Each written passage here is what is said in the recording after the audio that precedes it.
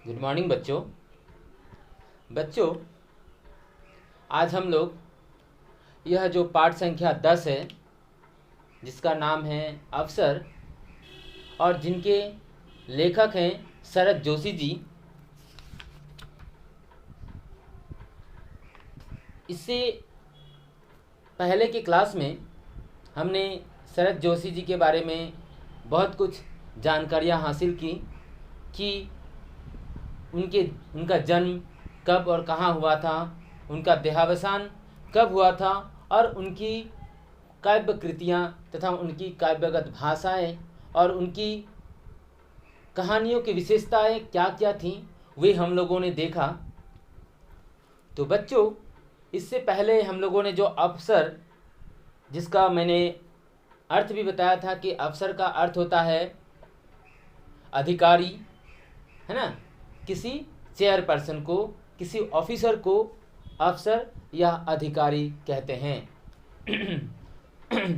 तो बच्चों, इसमें पहले के वीडियो में हम लोगों ने शुरू में 2 पैराग्राफ पढ़े थे, जिसमें हम लोगों ने समझा कि जो अफसर होते हैं वे अपने अफसरी कभी छोड़ते नहीं हैं, चाहे वह अपने दफ्तर हो, घर हो, या फिर कहीं पिकनिक या भ्रमण के लिए हम निकले हो, वहाँ पर भी अगर उन्हें मौका मिले तो वे खरी खोटी सुनाने में या जवाब देने में कोई कसर नहीं छोड़ते। और यह भी मैंने बताया था कि इसमें शरद जोशी जी कहना चाहते हैं कि एक ऑफिस में सिर्फ एक ऑफिसर से ही वे ऑफिस नहीं चल पाती, या वह दफ्तर का जो कार्य होता है, जो कामकाज होता है, वह नहीं होता, बल्कि उसमें बहुत सारे सहयोगी, यानी ऑफिसर के साथ साथ निम्न चेयर में जो लोग बैठे रहते हैं या कर्मचारी जो लोग रहते हैं, उन सब के एक दूसरे के कोऑपरेशन, एक दूसरे के सहायता से, एक दूसरे के सहमति से कोई भी कार्य अच्छी तरह से संभव हो पाता है। तो यह भी हम लोगों ने जाना कि इस ऑफिस में जब कोई काम, कुछ काम में, कुछ फाइल में कुछ गलती रहते हैं, तो उसमें वह ऑफिसर या अफसर खरी खोटी सुना देता है। लेकिन वहीं अगर वह काम अच्छा हो जाए तो वे सारे जो नाम होते हैं या जो उनके वाहवाही होता है, वह अफसर को ही मिलता है। तो बच्चों, आज हम लोग नया पैराग्राफ पढ़ेंगे इस अवसर पाठ के पृष्ठ संख्या 66, यानी पेज नंबर 66, 3rd पैराग्राफ से हम आज इस क्लास में चर्चा करेंगे। तो बच्चों, सबसे पहले सभी लोग अपना अपना किताब और साथ में एक पेंसिल रख लो, ताकि कठिन शब्दों का और जो मैं लाइन को बताऊंगा उसे महत्वपूर्ण जो लाइन होंगे, जो इम्पोर्टेंट होंगे, उसको अंडरलाइन कर लेना। तो बच्चों, हम शुरू करते हैं हमारी आज की अवसर कहानी के 3rd पैराग्राफ। मन करता है नाव से कूद पड़ें, क्योंकि दुनिया की जिन झंझटों से मुक्ति पाने के लिए आप नाव में बैठे थे, वे इस काव्यमय वातावरण में भी ज्यों की त्यों हैं।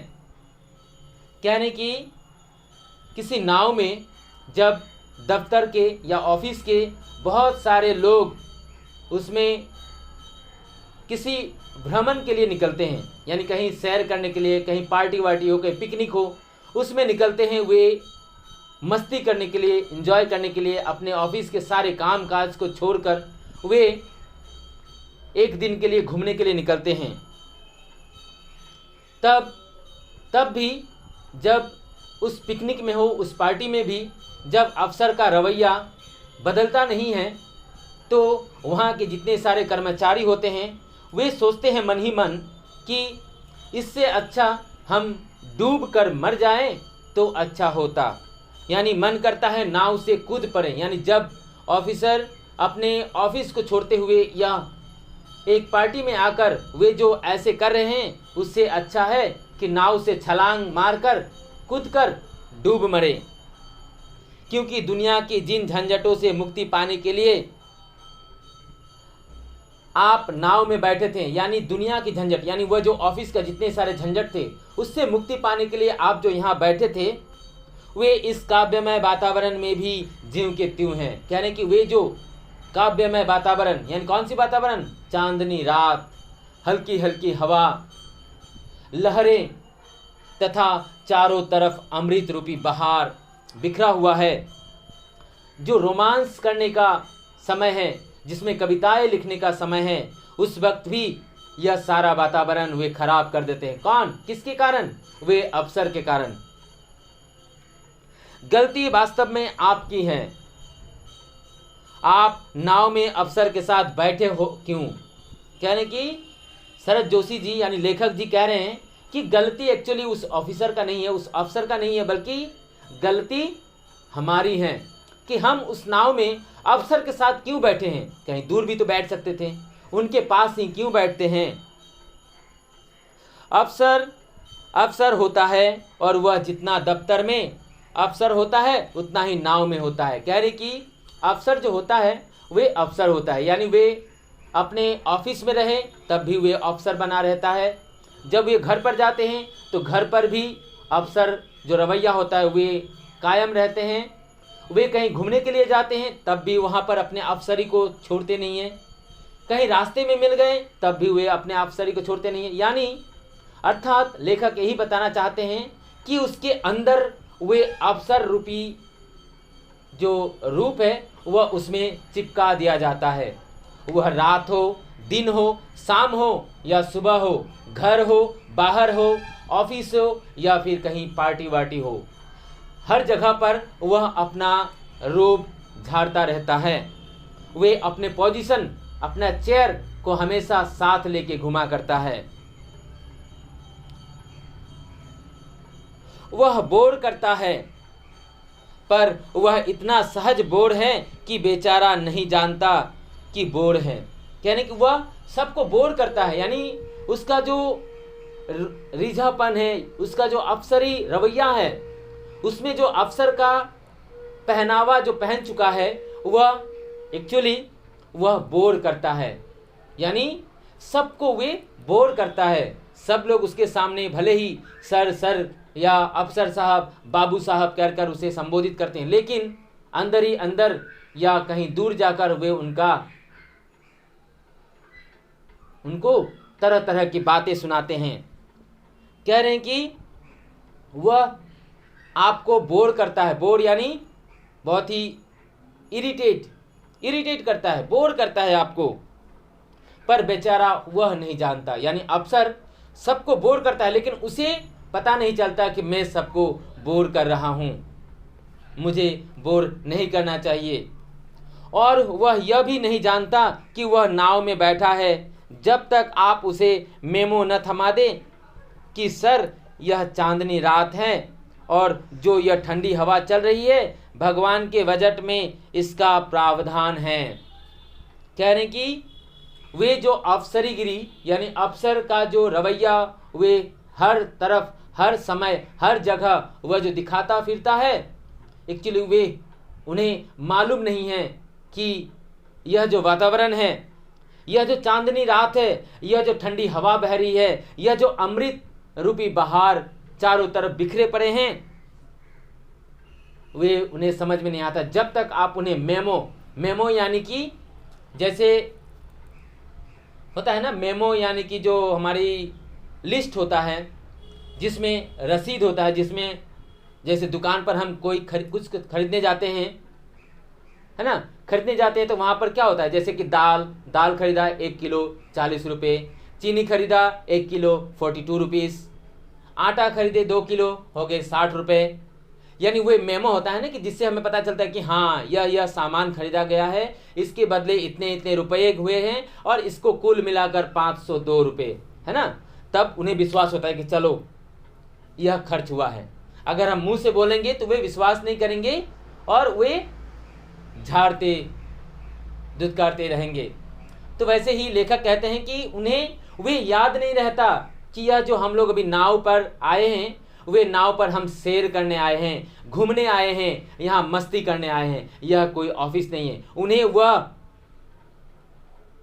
जो एजेंडा होता है उनको दिखाना पड़ेगा, तभी उनको दिमाग में आएगा कि हाँ, यह जो वातावरण रूपी मस्ती का माहौल है उसमें हमारी अफसरीगिरी करने का नहीं है, बल्कि इसमें हमें एंजॉय करने का समय है।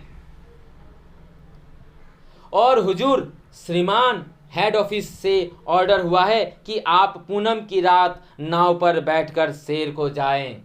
यानी जो अफसर होते हैं उनके ऊपर भी तो कोई होता है ना, हेड ब्रांच में मेन जो ब्रांच होता है वहाँ से भी कुछ ऑर्डर वगैरह आते हैं, तो वे आपको उनको बताना पड़ता है कि आज जो हम लोग इस नाव में सैर करने निकले हैं, यहाँ हम अपने मत से नहीं आए, बल्कि ऊपर किसी उच्च ऑफिस से, यानी यह तो हो गए ब्रांच है ना, यानी उप विभाग, और जो मेन विभाग है वहाँ से जो ऑर्डर आए हैं कि हम आज सारा काम काज छोड़कर आज कहीं किसी समुद्र में, किसी नदी में, किसी झील में हम घूमने के लिए नाव में सवार होकर चलेंगे। तो उनको यह सारी चीज़ बताना पड़ता है, याद दिलाना पड़ता है कि हुजूर श्रीमान हेड ऑफिस के ऑर्डर हुआ है कि आज पूनम की रात हमें घूमने के लिए दिया गया है। तो बच्चों, इस पैराग्राफ से हम यह समझते हैं कि जो पूनम की रात को, यानी चांदनी रात को, जो ठंडी हवा चल रही है, फिर लहरें भी अपने हिलोरे ले रहे हैं, नाव भी हिलता डुलता अपने स्थिति में है, और सभी लोग वहाँ पर मस्ती करने आए हैं। लेकिन अफसर के कुछ रवैयों के चलते वहाँ के वातावरण प्रभावित होता है, और जिससे वहाँ की वातावरण मस्ती करने का न होकर वे एक ऑफिस बन जाता है। तो उन्हें वह मेमो देकर, वे एजेंडा देकर उन्हें याद दिलाना पड़ता है कि यह ऑफिस नहीं है, बल्कि यह पूनम की रात है, जिसमें हेड ऑफिस से ऑर्डर आया है कि आज का रात हम नाव पर गुजारे और नाव में बैठकर सभी मस्ती करें। तो बच्चों, अभी हम लोग जो पढ़ने वाले हैं वह है 4th पैराग्राफ। लोग सोचते हैं अफसर किस मिट्टी का बना है, क्योंकि कह रहे हैं कि अफसर जब ऑफिस में भी अफसरी गिरी चलाता है, घर पर भी अफसर के रवैये पर तानता है, और कहीं घूमने चलो, बाहर चलो, तब भी वे अफसरी जो करता रहता है वे करते हैं। वे सोचते हैं कि यह जो अफसर बना हुआ है यह किस मिट्टी से बना हुआ है ना, क्योंकि मिट्टी तो सबका समान रूप से ही और उसी मिट्टी से बनाया गया। जैसे मैं बना हूँ मिट्टी से, वैसे आप भी बने हुए हो, आप भी बने हुए हो, और आप भी बने हो, है ना।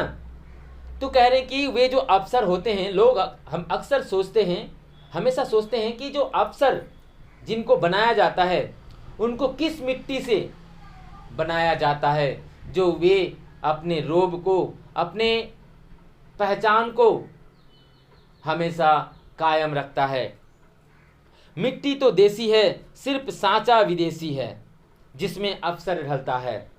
कहने की वे सवाल करता है अपने आप से, लोगों से भी सवाल करता है कि अफसर किस मिट्टी से बने होते हैं। फिर जवाब भी देता है कि मिट्टी तो मिट्टी होते हैं, मिट्टी तो देसी होते हैं ना, यानी जिस मिट्टी से हमें बनाया गया है उस मिट्टी से सभी को बनाया गया है। फिर इसमें फर्क कैसा?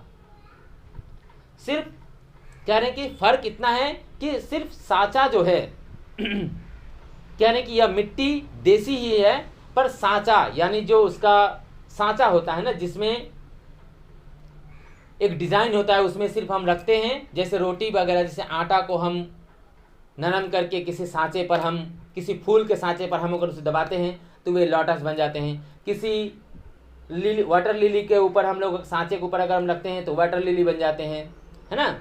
वैसे ही कहते हैं कि यह मिट्टी से बना हुआ इंसान देसी मिट्टी से ही बने हैं, परंतु उसे जिस सांचा से बनाया गया है वह विदेशी सांचा है, जिसमें अफसर ढलता है। यानी विदेशी सांचों में सिर्फ अफसर को ही बनाया जाता है, बाकी देसी साँचा जो होते हैं उसमें आम लोगों को ही बनाया जाता है।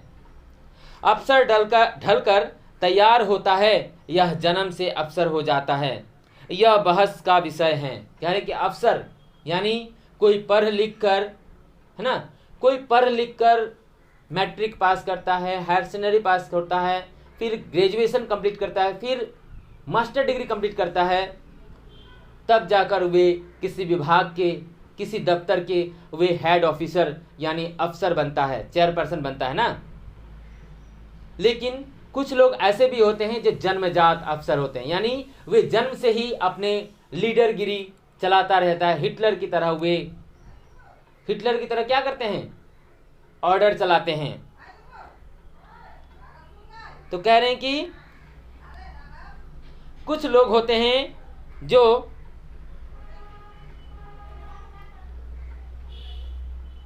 कि सच यह है कि कुछ लोग पैदाइशी अफसर होते हैं, यानी वे जन्म से ही, पैदाइशी यानी जब उनका पैदा होता है, जब वे जन्म लेता है तभी से वे अफसर बने रहते हैं।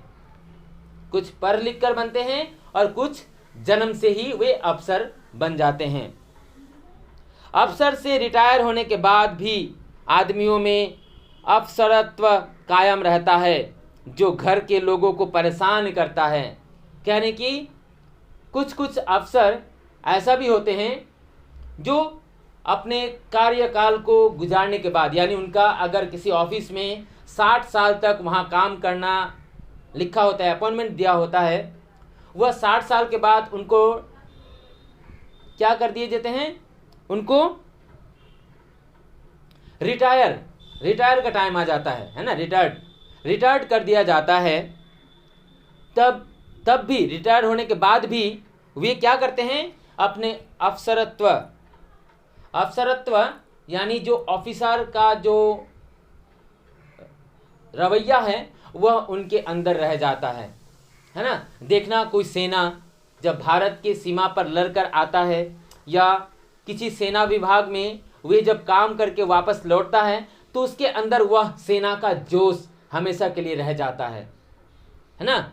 अगर कोई डॉक्टर जब किसी हॉस्पिटल से काम करते हुए घर वापस आते हैं या रिटायर्ड होकर जब वे रिटायर्ड डॉक्टर बन जाते हैं, एक्स डॉक्टर बन जाते हैं, एक्स आर्मी बन जाते हैं, तो ये अपने घर पर भी आकर वे जो उनका मेंटलिटी होता है वह तब भी बरकरार रहते हैं, है ना।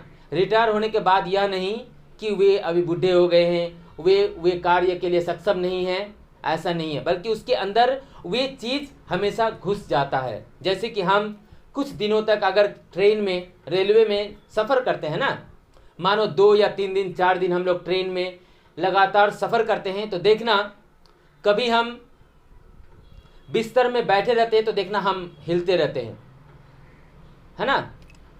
कहीं हम चेयर में बैठे रहते हैं तो हम हिलते रहते हैं। क्यों? क्योंकि वे 4 दिनों तक जो हम लोग ट्रेन में यातायात करके, जर्नी करके जो कर चुके होते हैं, वह हैबिट जो कुछ समय के लिए, कुछ पल के लिए हमारे शरीर के अंदर वे रह जाते हैं और वे हम हिलते रहते हैं। ऐसा लगता है कि मानो हम ट्रेन में हैं, है ना। तो वही कह रहे हैं कि वे अफसर रिटायर होने के बाद भी उसमें वह गुण रह जाता है, वे अभिमान, वे घमंड उसके अंदर वह रह जाता है, अफसरत्व वे रह जाता है,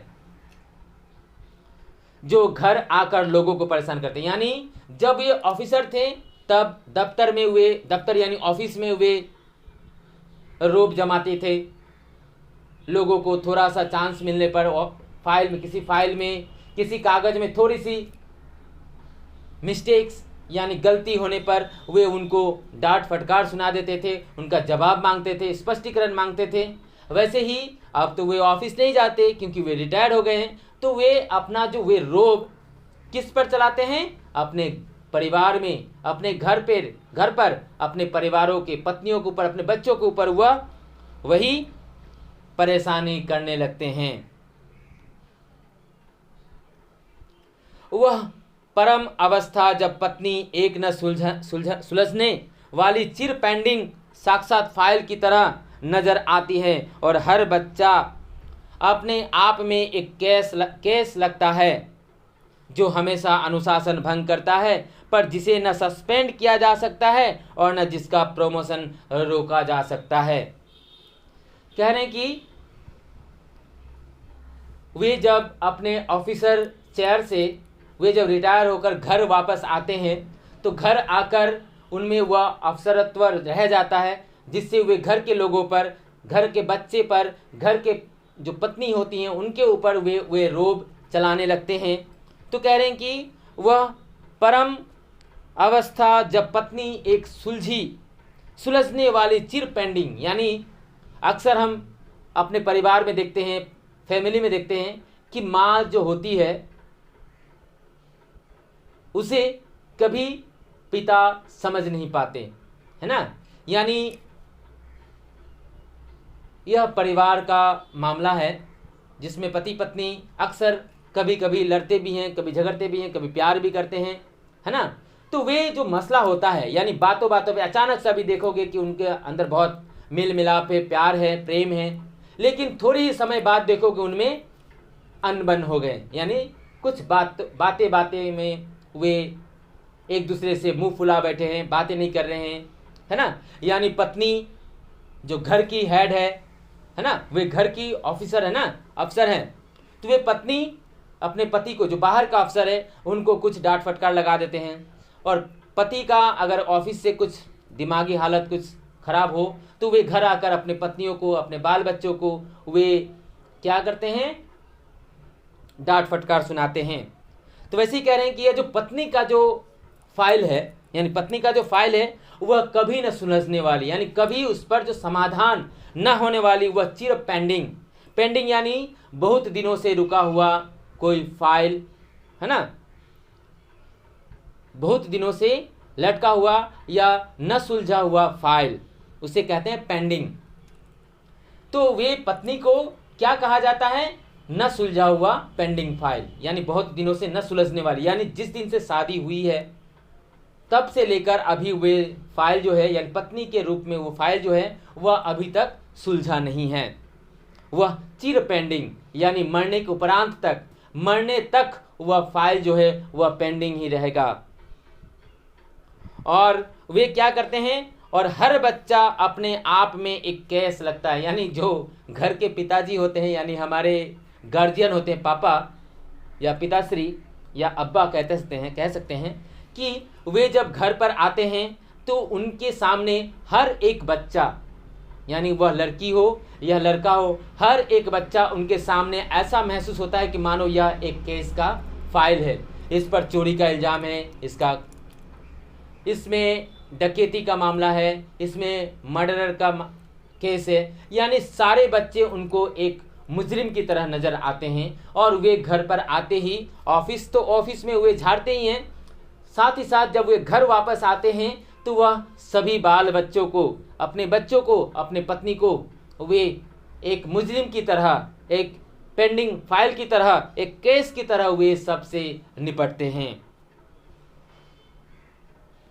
जो हमेशा अनुशासन भंग करता है, जो हमेशा अनुशासन यानी डिसिप्लिन, है ना, जो नियम होता है, परिवार का जो नियम होता है, वे नियम कभी अगर तोड़ दिया किसी ने तो वे बस उनका चालू हो गया। जैसे ऑफिस में मैंने बताया था कि ऑफिस में किसी फाइल में कुछ त्रुटि यानी कुछ गलती पा जाने पर, कुछ मौका पा जाने पर जो अफसर जो है वे उनको बहुत खरी खोटी सुना देते हैं। वैसे ही घर पर भी जब कोई दोष या कोई त्रुटि बच्चों के अंदर दिखाई देते हैं, यानी पत्नी के साथ तो वे सुलझा नहीं पाते, अपना ऑफिसर चला नहीं पाते, तो वे अपने बाल बच्चों पर ही चलाना शुरू करते हैं। तो कहते हैं कि कोई बच्चा अगर अनुशासन या डिसिप्लिन, जो नियम कानून होता है घर का लागू जो होता है, वे सारे जब तोड़ता है तब यह अफसरत्व वे दिखाई देते हैं। कह रहे हैं कि वे ऐसे कानून भंग करते हैं, ऐसे गुनाह करते हैं जिससे न तो हम उसे सस्पेंड कर सकते हैं, सस्पेंड यानी कुछ दिनों के लिए उसे टर्मिनेट कर देना, है ना, यानी सस्पेंड, कुछ दिनों के लिए उसे रद्द या निकाल देना नौकरी से। कह रहे हैं कि घर के जब बच्चे कुछ गलती करते हैं तो हम ना तो उसे सस्पेंड कर सकते हैं और ना ही उनका प्रमोशन रोक दिया जा सकता है। कहने कि ऑफिस में अगर कोई कर्मचारी जब किसी काम को भली भांति नहीं करता तो ऑफिसर क्या करता है, उसके प्रमोशन को रोक देता है कि नहीं नहीं अभी यह प्रमोशन के काबिल नहीं है, इनको अभी सीखना बहुत बाकी है और 1-2 साल इनको सीखने दो फिर प्रमोशन करेंगे, है ना। यानी वे ऑफिसर यानी ऑफिस के जो हेड ऑफिसर होता है, अफसर होता है, उसी में वह सारा जिम्मेदारी होती है कि किसको वे प्रमोशन करेंगे, किसको वे डिमोशन करेंगे, है ना। तो कह रहे हैं कि वे ऑफिस में तो यह सब कर सकते हैं, किसको प्रमोशन करना है, किसको डिमोशन करना है, लेकिन घर पर ना तो वे अपने बाल बच्चों को सस्पेंड कर सकते हैं और ना ही उसको प्रमोशन रुकवा सकते हैं। वे घर को एक दफ्तर की तरह चलाते हैं। जैसे कि मैंने पहले भी मैंने बताया कि वे अपने घर को किस प्रकार चलाते हैं, दफ्तर की तरह। दफ्तर यानी ऑफिस, है ना। दफ्तर हमेशा याद रखना, ऑफिस जो है यह हो गया एक्चुअली दफ्तर, है ना। ऑफिस जो है वे हो गए दफ्तर। हाँ, हमेशा याद रखना, जहां जहां मैं दफ्तर बोलूंगा वे एक्चुअली ऑफिस है। तो कहते हैं कि वे घर को ही अपना दफ्तर समझकर उसे चलाने लगते हैं, जिसमें पत्नी जो है उसे अनसुलझी न सुलझने वाली एक फाइल है और जो उनके बाल बच्चे हैं वे हर एक फाइल के केस लगते हैं। और जिस तरह दफ्तर वे कभी ठीक नहीं चला पाए उसी तरह घर भी नहीं चला पाते। कह रहे हैं कि वे अफसर जिस प्रकार अपने ऑफिस को, अपने दफ्तर को, अपने कर्मचारियों को साथ लेकर वे चला नहीं पाए, वह आज अपने परिवार के सदस्यों को भी वे लेकर चला नहीं पाते। जब तक चार सब्जी वालों से मौखिक टेंडर न ले लें वे कद्दू नहीं खरीदते और जब तक वे सैंक्शन नहीं दे प्यार नहीं करते। बच्चों, बड़ी हास्यास्पद यह लाइन है कि कह रहे हैं कि एक तो वे अपने घर को ऑफिस की तरह चलाते हैं, है ना, दफ्तर की तरह चलाते हैं, जिसमें जो कर्मचारी होते हैं उसमें से एक फाइल होती है उनकी पत्नी, जो कभी ना सुलझने वाली फाइल है, पेंडिंग फाइल है, और जो उनकी बाल बच्चे हैं, जितने मानो 2, 3, 4 जितने बच्चे हैं, वह मानो एक एक केस के फाइल की तरह दिखाई देते हैं और उस पर अपना अफसरत्व यानी रोब जमाते हैं। और वे जो कभी अपने ऑफिस को ठीक तरह नहीं चला पाए, वे भला अपने घर को कैसे चला पाएंगे। जब तक चार सब्जी वालों यानी कभी कभार जब वे घर के लिए सब्जी खरीदते हैं, सब्जी यानी जो कच्चे सब्जी होते हैं ना, भिंडी, मटर, पत्ता गोभी, फूल गोभी, यह सारे जो होते हैं सब्जी वाले जो सब्जी बेचते हैं, कह रहे हैं कि जब तक चार सब्जी वालों से वे टेंडर यानी जैसे कि मानो 4 सब्जी वाले एक साथ बैठे हुए हैं या घर पर 4 सब्जी वाले एक साथ आए हैं, तो उसमें क्या करेंगे, वे टेंडर यानी बोली लगाते हैं कि बताओ यह फूल गोभी का दाम कितना होगा। तो एक कहता है 5 रुपये, है ना, एक कहता है 5 रुपये, दूसरा कहता है 3 रुपये, तीसरा कहते हैं 6 रुपये, तो चौथा कहता है 4 रुपये, है ना। वे एक्चुअली टेंडर लगाते हैं कि बताओ मैं 5 किलो में सब्जी लेना है ना, सब्जी लेना है, मुझे 5 किलो सब्जी लेना है, बताओ 5 किलो तुम लोग कितना रखोगे। तो एक नंबर कहता है कि 5 रुपये, 2 नंबर कहता है कि 3 रुपये, 3 नंबर कहता है कि 6 रुपये और 4 नंबर कहता है कि 4 रुपये, है ना। वे बोली लगाते हैं यानी टेंडर लगाते हैं, है ना। तो अब देखा कि अरे यहाँ तो 5 रुपये हैं यानी ये 6 रुपये है, इसको रिजेक्ट, इनको 5 रुपये है, इनको रिजेक्ट, ये 4 रुपये हैं, इनको रिजेक्ट, ये 3 रुपये हैं, या यही सही है, जिसमें मेरा कितने बच रहे हैं यहाँ से 1 रुपये बचता है, कम है, यहाँ से 2 रुपये कम है, यहाँ से 3 रुपये कम है, तो मुझे लाभ किसमें मिलेंगे? इसमें। लेकिन इसमें भी क्वालिटी है कि मानो जो 6 रुपये हैं वह एकदम ताज़ी सब्जी है ना। यह जो 5 रुपये है यह इससे थोड़ा पुरानी, यानी यह मानो सुबह तोड़ा हुआ है और यह लास्ट शाम को तोड़ा गया है और यह सुबह तोड़ा गया है, और यह जो है 1 दिन पुराने हैं, है ना। तो वे क्या करते हैं, उसके क्वालिटी को वे नहीं देखते, बल्कि क्या देखते हैं? दाम को, कि किस में दाम कम है। तो वे टेंडर लगाते हैं, तब जाकर वे सब्जी खरीदते हैं। और कह रहे हैं कि वे कद्दू नहीं खरीदते और जब तक वे सैंक्शन नहीं दे प्यार नहीं करते।